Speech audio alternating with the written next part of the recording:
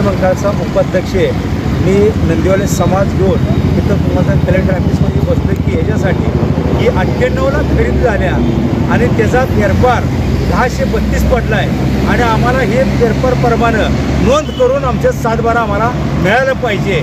हे आम्हाला मिळणं म्हणताना इथं आम्ही उपोषणालाही बसतोय आणि आमचं पुलडेशन दखल घेत नाही आणि गुंडगिरीवर दखल घेऊन त्याची कायदेशीर कारवाई झाली पाहिजे।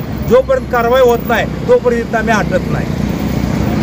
आज या ठिकाणी कवठेमंकाळ नंदिवाली समाजाच्या वतीनं जो त्या ठिकाणी प्रशासनाच्या वतीनं जो अन्याय होत आहे त्या अन्यायाच्या विरोधात नंदिवाली समाजाच्या वतीनं आज इथं कलेक्टर साहेब जिल्हाधिकारी साहेब यांना निवेदन दिले आणि यामध्ये अशी मागणी केली आहे की जे 1998 पासून खरेदी केलेली जागा आहे 18 गुंठे ते बळकवण्याचा काही गुंडप्रवृत्तीच्या लोकांनी उद्योग केलेला आहे आणि त्या ठिकाणी पोलीस प्रशासन देखील त्यांना साथ देत आहे। पण नगर भूमापनला फेरफार नोंद करण्यासाठी हा समाज गेल्यानंतर नगर भूमापन प्रशासन या फेरफारची नोंद करत नाही म्हणजे या ठिकाणी भ्रष्टाचार झालेला आहे।